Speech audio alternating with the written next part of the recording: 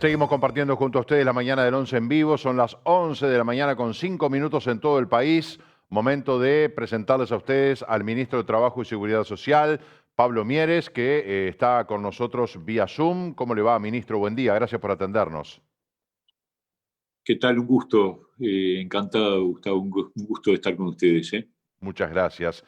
Bueno, muchas cosas para preguntarle, ¿verdad? Lo primero es, ¿cuál es la situación laboral en Uruguay? Sabemos que a raíz de la pandemia, usted me corregirá la cifra, 250.000 personas se acogieron al seguro de desempleo total o parcial y de ellas la mitad ya han sido reintegradas, ministro. En el total de los meses que van, hubo alrededor de 250.000 trabajadores que estuvieron incorporados al seguro de paro en algún momento. Las cifras por mes de pago de subsidios de seguro de paro han determinado, digamos, la existencia de un techo que estuvo en el orden de los 190 y pico de mil. En el mes de junio bajaron a 175.000 y bueno, no sabemos todavía los datos de julio, los vamos a tener en estos días seguramente, pero es una cifra extremadamente alta en cualquier caso. Estamos hablando de un impacto muy fuerte sobre el nivel de empleo, que por otra parte es mundial en el sentido lineal, literal del término, ¿no es cierto? Todo el mundo está sufriendo un impacto tremendo. Eh, la OIT, en la última vez que hizo un análisis de esta situación, habló de que se van a perder en el año 2020 300 millones de puestos de trabajo, que es una cifra escandalosamente alta, inédita absolutamente.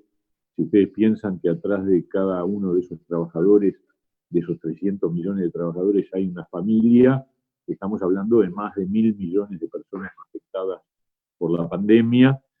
El Fondo Monetario Internacional habla de una caída del Producto Bruto Mundial del orden del 6% en 2020. O sea, todas son magnitudes tremendas que nos ponen en una situación de dificultad enorme. Por eso ayer se instaló la comisión tripartita por el empleo, del diálogo por el empleo y la sustentabilidad de las empresas, que va a empezar a funcionar de manera permanente a los efectos de establecer, digamos, ideas, medidas, propuestas que impacten de alguna forma en el sentido positivo. Hay situaciones que son más inmediatas, que tienen que ver con el vencimiento de los plazos de seguro de paro para los trabajadores que ingresaron a partir de la pandemia. Esto se está venciendo ahora, se venció en julio y se está venciendo en agosto para los que entraron en abril. Y eso lleva a que tomemos medidas para tratar de lograr el máximo posible de reincorporaciones de trabajadores, sean totales o parciales, y si no, habilitar las prórrogas correspondientes. Ministro, hablamos de 250.000 personas en Uruguay a seguro de desempleo, algo absolutamente inédito, porque las cifras que usted maneja a nivel global son escalofriantes, ¿no? Los 300 millones de puestos de trabajo, la caída del Producto Bruto Interno Global, que uno de repente lucha por medio puntito o un puntito de crecimiento y cuando hablamos de 6, 10, 20 puntos de pérdida es realmente escandaloso. Ahora, esto tuvo un costo para las arcas del Estado de unos 200 millones de dólares, ¿es correcto? Sí, sí, el sostenimiento del seguro de paro entre marzo, abril, mayo y junio, 4 meses, suman alrededor de 200 millones de dólares. Esa es una cifra que indica de las cosas que el Estado ha tenido que hacer para el gasto, digamos, social que ha impulsado para enfrentar la situación de emergencia sanitaria. Por otro lado, hay alrededor de unos 15 millones de dólares de gasto en subsidios por enfermedad. No porque Claro. haya, digamos, no es la cifra de COVID-19, que son pocos los que se han enfermado, sino lo que tiene que ver con el subsidio por enfermedad para cuarentenados y para mayores de 65 años. O sea que en total el Estado uruguayo en estos 4 meses, sin contar julio todavía, está invirtiendo alrededor de 220 millones de dólares para subsidiar a trabajadores, ya sea por paro o por enfermedad. Usted el otro día también daba un dato preocupante que además es lapidario, ¿no? De que se han perdido definitivamente 20.000 puestos de trabajo en este periodo de pandemia, porque hay mucha gente que se ha reintegrado, pero así como hay empresas que no se han podido levantar, que no han podido reabrir, también hay trabajadores que no vuelven. La cifra de trabajos perdidos solo en la pandemia es de 20.000, ministro. Es la cifra que tiene el BPS de despidos, es decir, de trabajadores que fueron despedidos, más concretamente 25.000. Esa es la cifra que tenía el Banco de Previsión Social en lo que significa los subsidios por despido. Es una cifra importante, es 1,5 puntos de la PEA, de la población económicamente activa. A eso hay que agregarle la caída de la ocupación, que está en el orden, ahí tomando en cuenta el Instituto Nacional de Estadística, la encuesta continua de hogares, que habla de que el porcentaje de ocupados cayó en unos 6 puntos, es decir, alrededor de 90, 95.000 puestos de trabajo. Eso habla de unos 5 o 6 puntos más de posibles desempleo. O sea que el total nos lleva a que el desempleo puede estar hoy en el orden, en una magnitud de 16, 15, 16%. Pero todavía no hay cifras de desocupación porque, aunque les parezca mentira, lo que pasa es que mucha gente, cuando se le pregunta concretamente si está buscando trabajo, no está buscando trabajo. Eso no significa que no esté desocupado, pero técnicamente para el Instituto Nacional de Estadística el concepto de desocupado tiene que ver con la búsqueda de empleo y por eso aparece subrepresentado en la encuesta continua de hogares. Está claro. Ministro, otra consulta. Este incentivo que se decidió dar a empresas, incentivo o subsidio por aquellos que reintegren o que incorporen personal, ¿ha funcionado? ¿Cuántas empresas se han acogido a este beneficio? ¿Cuántos trabajadores han podido volver a trabajar en esta modalidad? Todavía no tenemos la cifra porque esto se produce de manera automática con el Banco de Previsión Social, es decir, cuando se da el alta, el trabajador vuelve al trabajo, inmediatamente esos 5.000 pesos durante 3 meses se acreditan en favor del empleador. Entonces, cuando tengamos los datos de cierre de julio y veamos cuántas personas fueron subsidiadas por seguro de paro, la diferencia con el mes anterior nos va a determinar cuántas altas se generaron y ahí vamos a tener una aproximación a la magnitud de la recuperación de los puestos de trabajo, que nosotros tenemos la expectativa de que haya una mejora, porque uno ve que la actividad ha aumentado, que hay reincorporación de distintos sectores, si bien es cierto que de forma gradual y no de la misma radicalidad con la que se cayó, ¿no? La caída de la actividad fue repentina e impactante por su velocidad y por su impacto, digamos, en la cantidad de puestos de trabajo. La recuperación, la reactivación, por el contrario, es una reactivación lenta, gradual. Ustedes lo viven particularmente ahí en Maldonado. ¿Qué les voy a decir yo a ustedes, no, verdad? Entonces la recuperación de los puestos de trabajo lamentablemente no tiene el ritmo que tuvo la caída. Mieres, hablábamos de, yo le decía 20.000 puestos, usted me corrigió que eran 25.000 puestos de trabajo perdidos. El gobierno se había fijado esto como un objetivo central, el de evitar la pérdida de puestos de trabajo. ¿La pandemia les pasó por arriba? ¿El impacto fue mucho mayor del que se pensaba? Digo, ¿qué pasó? No, el impacto es incluso, yo diría, en términos comparados con otros países, incluso un poquito menos fuerte, intenso. ¿Por qué? Porque en el Uruguay no hubo cuarentena general y obligatoria, por lo tanto algún tipo de actividad se mantuvo siempre, porque el control de la pandemia fue mucho más exitoso que en otros países y por lo tanto hemos podido volver a reactivar distintos sectores más rápido. O sea, en realidad, y nosotros además tenemos algo que muchos países de América Latina no tienen, que es esa red de contención que significa lo que estábamos hablando, el seguro de Mm. paro. O sea, cada trabajador que se va al seguro de paro está sustentado por la mitad de su sueldo, pero durante 4 meses sigue cobrando la mitad de su sueldo y eventualmente por la prórroga podrá seguir cobrándolo. En otros países de América Latina no hay ningún tipo de cobertura y por lo tanto cuando el trabajador deja de estar empleado queda desamparado. Entonces, nosotros estamos perfecta y obviamente en esa tormenta perfecta hay gente que se queda sin empleo, lamentablemente. Para eso después tenemos que desarrollar con el mayor impacto posible las actividades de INEFOP en la capacitación laboral para volver a poner arriba en el camino a un montón de trabajadores que se van quedando afuera, ¿no? Ministro, otra noticia que preocupó, que llamó la atención, fue ese anuncio que hizo el gobierno de que a partir de enero del 21 los funcionarios públicos van a tener una pérdida salarial. El ajuste de sueldo va a ser por debajo de la inflación por la situación económica del país. Eso implica a cientos de miles de trabajadores y me gustaría que explicara un poco más en detalle en qué consiste la nueva realidad que tendrán desde enero próximo. Sí, a ver, ese fue un primer anuncio que hizo el Ministerio de Economía en la reunión del Consejo Superior Público, que dicho sea de paso, conviene decir estas cosas porque es importante. Nosotros ya hemos tenido con los sindicatos públicos 2 reuniones de Consejo Superior Público y además ha habido reuniones por sector, empresas públicas, administración central, educación, etcétera.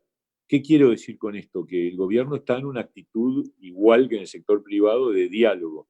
Lo digo porque, dicho por los propios sindicalistas, se han quejado en años anteriores de que los gobiernos anteriores los convocaban solamente al final para decirle, miren, esto es el presupuesto y ya está. No había instancia de diálogo. Acá hay diálogo. Por eso la reunión que tuvimos la semana pasada, las autoridades del Ministerio de Economía adelantaron algunas ideas con respecto a cuál va a ser la pauta salarial del sector público, que por otra parte está alineada con lo que ha sido la pauta salarial para el sector privado. Es decir, hay que recordar que la pauta salarial para el sector privado implica en algún punto la pérdida de poder adquisitivo del salario, vinculado con la caída de la economía. Y bueno, eso en espejo debe ser, digamos, lo que va a ocurrir con los funcionarios públicos, que además tienen una ventaja sobre el sector privado, que es la inamovilidad, es decir, sus puestos de trabajo no están en riesgo. O sea que en ese sentido los trabajadores públicos han sido en este proceso de crisis los menos afectados. Pero obviamente en un contexto donde la economía cae, es lógico que haya alguna afectación al poder adquisitivo que está en línea con que está en línea con la situación del sector privado. Mieres, a esta situación, José Lo López, que es un sindicalista, un dirigente gremial vinculado a COFE, dijo que este planteo no cumple con el compromiso asumido en campaña electoral por la coalición multicolor. ¿Qué le responde usted? Sí, es que, a ver, esto se lo dijimos al PIT-CNT y a las cámaras empresariales en la discusión que tuvimos para acordar en torno a la pauta salarial. Y dijimos expresamente que sí, que efectivamente el compromiso de la coalición es mantener el poder adquisitivo del salario. Era ese el compromiso y de repente vino esta especie de catástrofe mundial en donde en todas partes del mundo estamos con un problema de pérdida de puestos de trabajo y por lo tanto hay una necesidad de pérdida de Producto Bruto Interno y por lo tanto el salario va a estar afectado, pero el compromiso es la recuperación, es decir, nosotros, lo digo con total franqueza, no hubiéramos planteado una pauta salarial de pérdida de poder adquisitivo si no hubiera ocurrido esta situación tan excepcional. Entonces, como es excepcional la situación, hay una pauta que supone pérdida de poder adquisitivo, pero también hay un compromiso del gobierno que vale también para el sector público, de que en la medida que la economía se recupera, va a haber una recuperación del salario real perdido. Con los Eso lo correctivos, ¿no? Por dijimos en ejemplo. oportunidad. Exacto, eso lo dijimos en oportunidad del acuerdo salarial del sector privado y lo ratificamos ahora también para el sector público. También se ha dicho, bueno, se van a perder fuentes de trabajo por aplicar aquello en el mecanismo del 3 por 1, ¿verdad? De cada 3 vacantes que quedan en el Estado, proveer solo una para achicar el peso del Estado, para hacerlo más eficiente, más liviano, para que sea un Estado musculoso y vigoroso. Estoy repitiendo las cosas que tantas veces hemos escuchado del sistema Sí. político, pero desde la izquierda, desde el sindicato, debí decir, ven esto como decir, bueno, pero están recortando entonces los ingresos a la función pública. Bueno, lo que no se está, a ver, a diferencia del sector privado donde se pierden puestos de trabajo, significa que hay gente que se queda sin empleo. En el sector público lo que se hace es suprimir vacantes. Es decir, no hay nadie que hoy tenga empleo que vaya a perder el empleo. Lo que va a pasar es que hay un redimensionamiento de la cantidad de funcionarios públicos por la vía de que cuando ocurre una vacante, salvo, mejor dicho, cuando ocurren cada 3 vacantes se repone una. Es una forma de ir reduciendo el gasto público. Por supuesto que esto hay que tener excepciones, porque hay sectores de la actividad del sector público que no pueden ser aplicadas este tipo de cosas, como el sector de la educación, la salud, la seguridad, pero hay otros sectores donde hay margen para ir reduciendo el tamaño del Estado después de haber tenido una época en donde la función pública se incrementó de una manera impactante, ¿no? Hubo un aumento de funcionarios públicos muy significativo en los últimos años. Entonces, eso hay que moderarlo porque está relacionado con el déficit fiscal que lamentablemente es muy alto. Pero entonces, nadie pierde el empleo. Lo que pasa es que se van reduciendo las vacantes que estaban en el organigrama para ocupar. Aquí hay un televidente que dice, las rebajas de sueldo van para todos, o sea, la intendencia, las personas del gobierno, absolutamente para todos. Bueno, en realidad lo que hay es un criterio de aumento salarial que todavía no está determinado, por eso yo quiero esto ponerlo entre paréntesis, es decir, hubo una primera aproximación que se va a discutir en las próximas reuniones del Consejo Superior Público, en donde Economía adelantó que la pauta salarial para el sector público va a implicar que no va a haber un ajuste en función de la inflación. Entonces, obviamente, establecido ese criterio, se va a aplicar para todos los funcionarios públicos. Para los funcionarios, obviamente que es para los funcionarios públicos del Estado, no de las administraciones departamentales que tienen sus propias reglas, pero sí para todos los funcionarios, incluidos los funcionarios de confianza política, sin ninguna duda. Hace un par de meses hubo un error en lo que fue el pago de los subsidios por desempleo. No sé si el error fue del BPS, usted ahora me lo aclarará.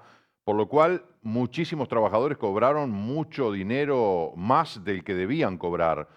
Surgió luego la comunicación de que el BPS iba a recuperar ese dinero descontándole a los trabajadores ese dinero de más. Ahora, ¿cómo va a ser el descuento? ¿Cuánto tiempo? Hay gente que ya está volviendo, ya se está reintegrando a su trabajo, no pudo devolver ese dinero y como que están siendo deudores del BPS de alguna manera. ¿Cómo es el panorama, ministro? El error fue del BPS, de los sistemas de información del BPS. Fue un número bastante acotado de personas, de 7.000 alrededor de, personas creo, puede ser. estoy hablando de memoria, 7.000, sí, Sí, exactamente, 7.000 en sí, sí, 290, sí, en sí. 190.000 pagos, ¿no? Y sí, lo que acordó el BPS fue una reducción, o sea, un cobro una recuperación de lo pagado de manera superior en los siguientes pagos. Pero no tengo idea, porque lo maneja esto el BPS, nosotros no tenemos la letra chica de lo que está pasando con esa situación. Supongo que estará ocurriendo de manera normal, ¿no? Tal como estaba previsto.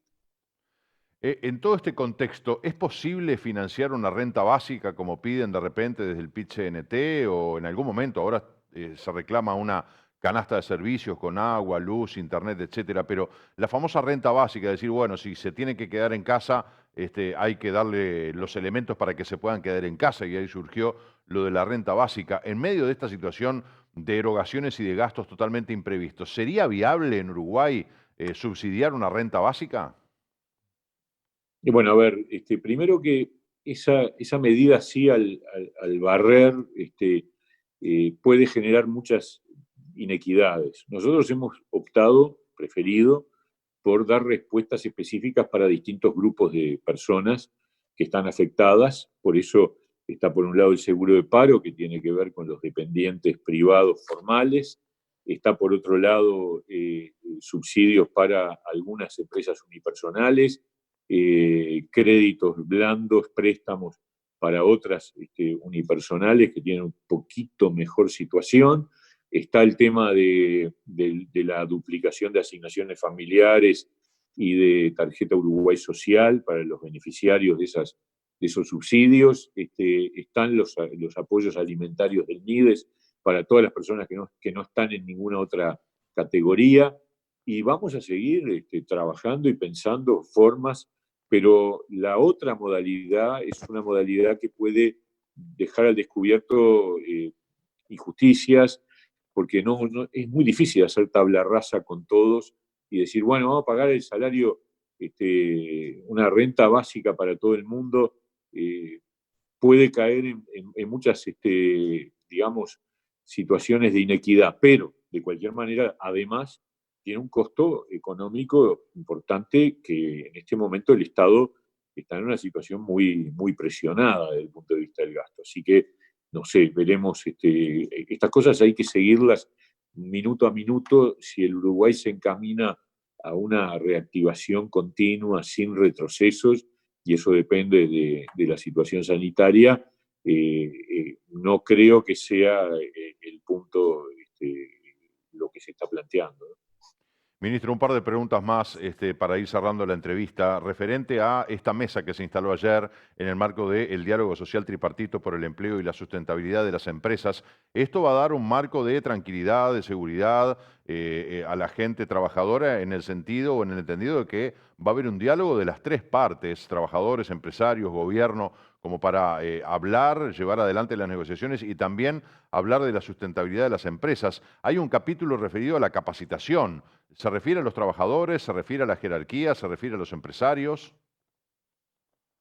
Sí, la capacitación es clave, porque acá lo que queda en evidencia es que va a haber un desacople entre las capacidades de los trabajadores que sufrieron el impacto del desempleo y los requerimientos de los nuevos puestos de trabajo, porque durante estos meses se han producido, el que crea que no pasó nada en el mercado de trabajo y que es como meter el mercado de trabajo en un freezer y lo sacás después de la pandemia, se equivoca lejos.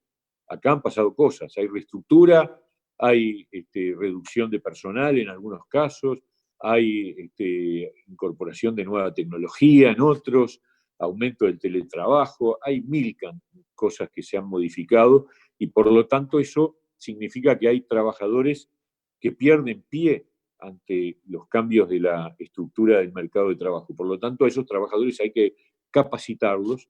Por eso es muy importante, por ejemplo, el acuerdo que se firmó hace 3 semanas entre el INEFOP y Microsoft para capacitar 10.000 trabajadores en habilidades digitales, que son habilidades transversales, que no son solo válidas para el sector de tecnología de la información, sino que son habilidades que van a ser útiles para distintos tipos de trabajo en distintos sectores de actividad.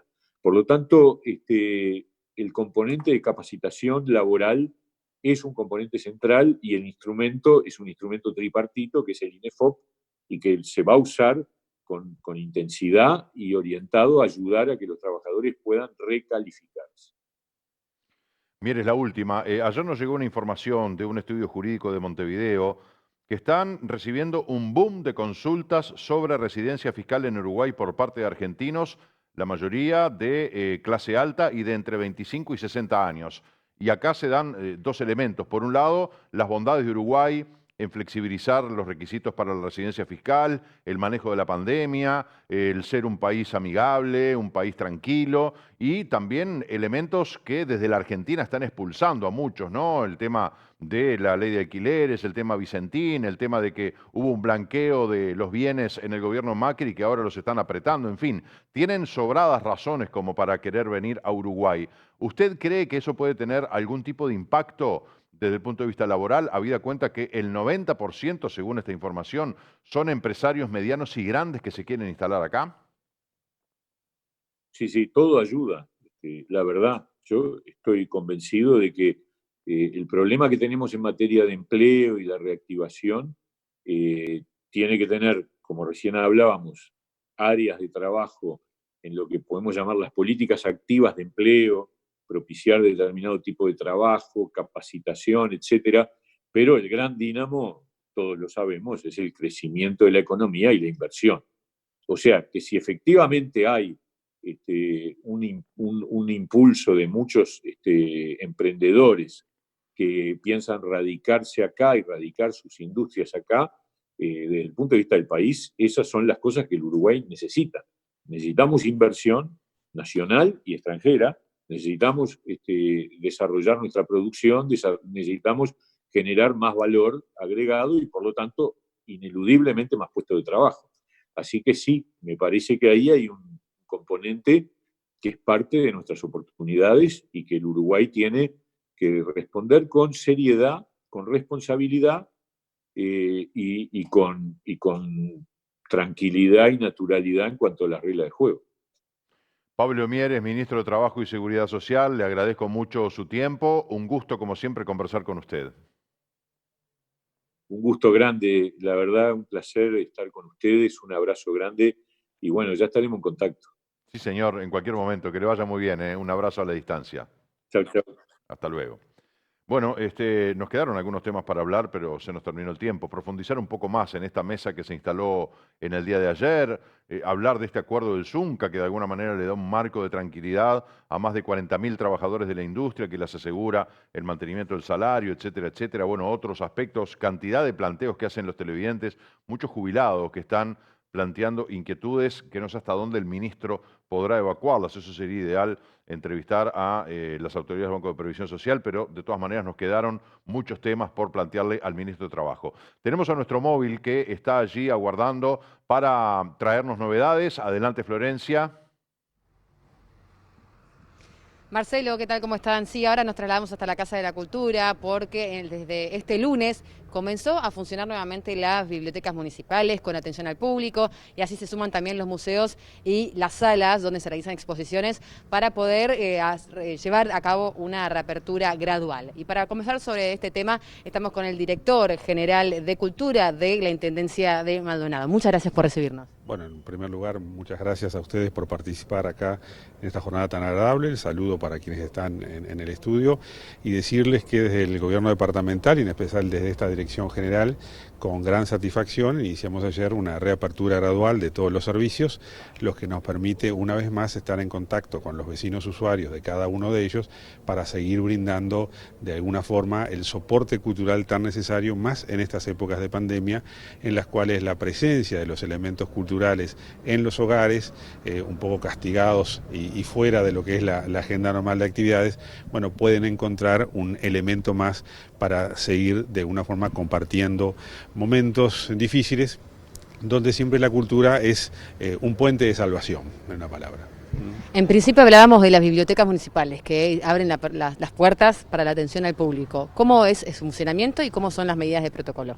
Bueno, en términos prácticos, no solo han abierto las bibliotecas dependientes directamente de la Dirección General, sino también las bibliotecas de los municipios que trabajan en un sistema de red con la Biblioteca José Artigas, y en ellas se observan todos los protocolos que están no solo establecidos por el Gobierno Nacional, sino también lo ajustado en el Gobierno Departamental a través de la mesa de trabajo que existe entre la Administración y los funcionarios agremiados en ADEOM. A partir de esos acuerdos es lo que se va logrando el escalonamiento que ha presentado la Dirección de Cultura y en el cual hoy estamos en el primero de esos escalones. Esto nos permite realizar una atención donde se brindan todas las medidas de protección al usuario. Evidentemente la obligación es que quienes asisten a cada una de las bibliotecas usen el tapabocas, hay un mecanismo de desinfección, tenemos alfombra sanitaria en el principal acceso a la Dirección de Cultura, y luego ya en biblioteca el mecanismo de trabajo por el cual se ha optado es la de brindar el sistema de libro préstamo a domicilio.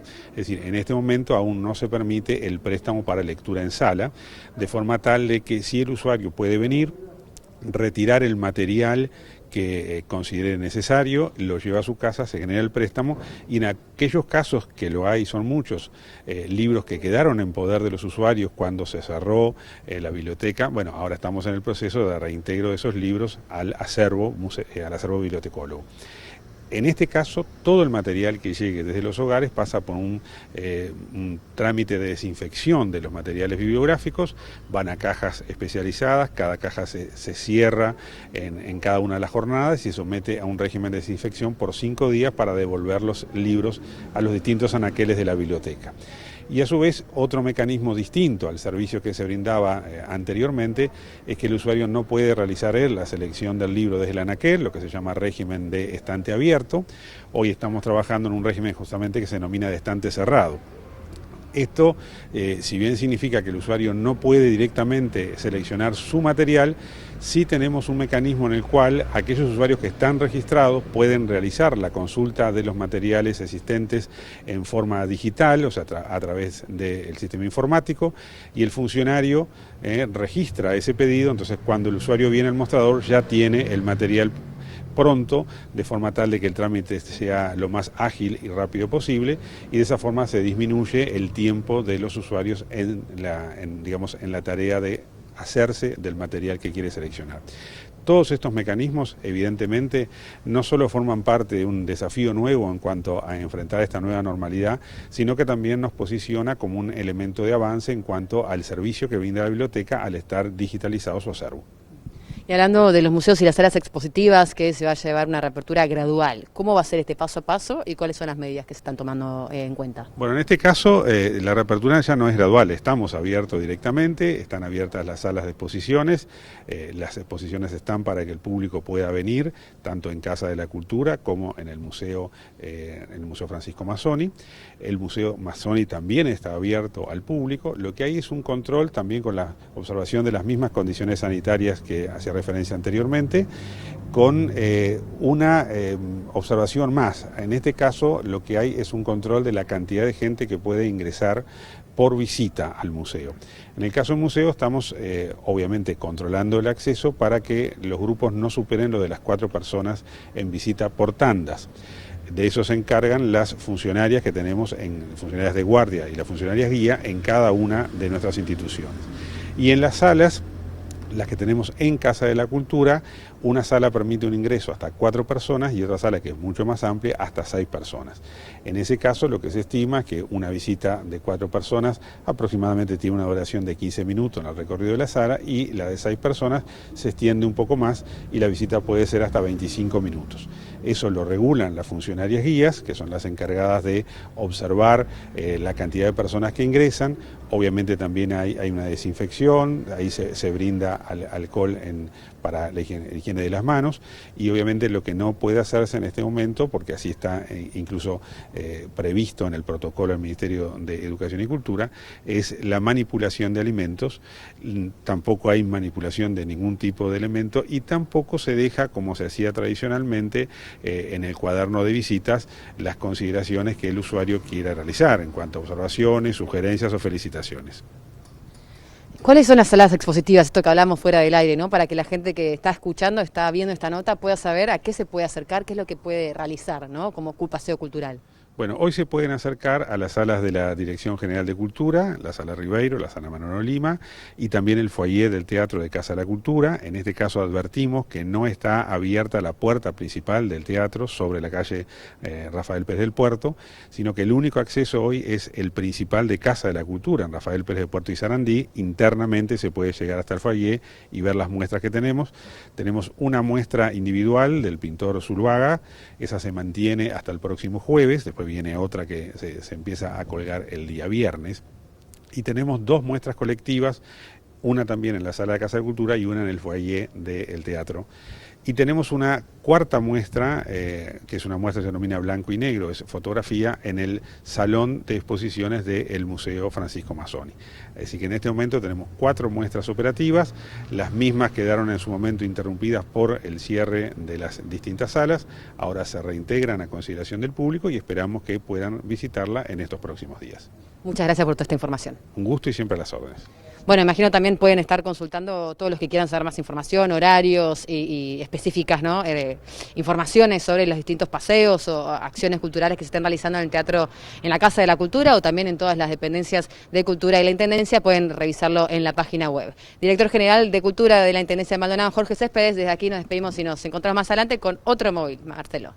Muy bien, muchas gracias Florencia. El saludo para el profesor Céspedes por esta intervención y toda esta información que nos brindó. Hacemos una breve pausa y llega todo el deporte, una semana muy particular, sobre todo para el fútbol, de la mano de Gustavo Rodríguez.